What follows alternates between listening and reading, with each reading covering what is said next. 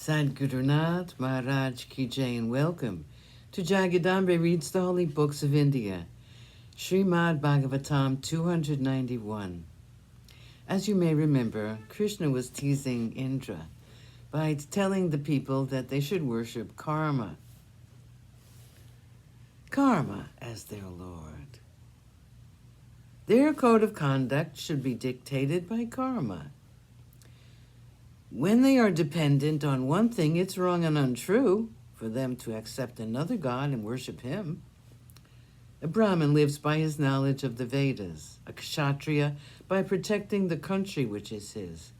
A Vaishya lives by selling and buying, and by the power of their words, their ability to talk glibly, while a Shudra lives by serving. Agriculture, selling and buying, guardians of the cows, and lending money are 4 types of living adopted by workers. As for us, we belong to the 3rd category, which is purely guarding the cows and living out of the wealth obtained by them. The 3 gunas, sattva, rajas, and tamas, are respectively the causes of living, birth, and destruction.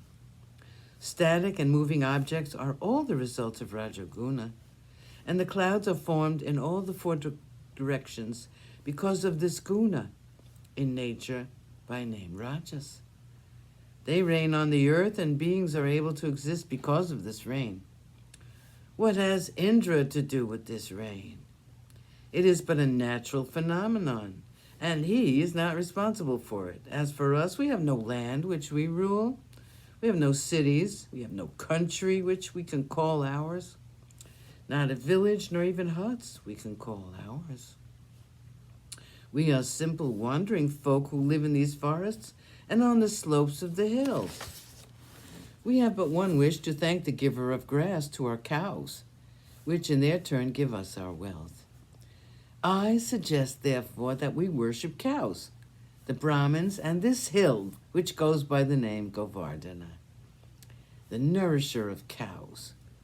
You have collected so many objects for the worship of Indra. Let them all be used to worship this hill. Keep the milk of the cows as an offering for the hill. Prepare a feast and make an offering of it to the hill.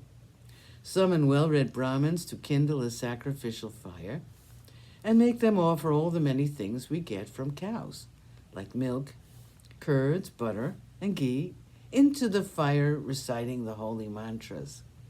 Let us feed the poor and the hungry. Let the cows be worshipped and Govardhana hill.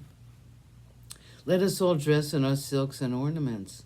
Let us apply sandal paste to our bodies and wear flowers on our necks and hair. In this festive mood, let us go round the Govardhana hill and thank the hill for its bounty. I have given you my arguments and my suggestions. If this is agreeable, please do what I have suggested. The Lord, who was time itself, had assumed the form of a young child, and he wanted to punish Indra for his arrogance. When the Lord speaks, is it strange that Nanda and the other elders were convinced? They accepted his suggestion and performed the puja as suggested by Krishna. They made Brahmins recite the sacred mantras and pour ajas into the fire, and they then worshiped the Brahmins, and then the cows, and later the Govardhana hill. They placed the offerings at the foot of the hill. To convince them that they had done the right thing, Krishna assumed a suitable form and announced that he was the spirit of Govardhana. No one but Balarama knew what the spirit was. The gopis and the gopalas then dressed themselves in their best clothes, and with music and dancing, they went round the hill, and everyone prostrated before the spirit of Govardhana. They were thrilled at the thought that their worship had been rewarded so soon. The festival was over, and the gopalas returned to Vrajabhumi, their home. 183. Indra's anger. Indra was furious.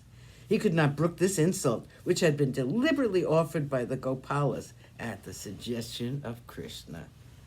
Sadgurunath Maharaj Ki Jai. Thank you for coming. I hope you come again.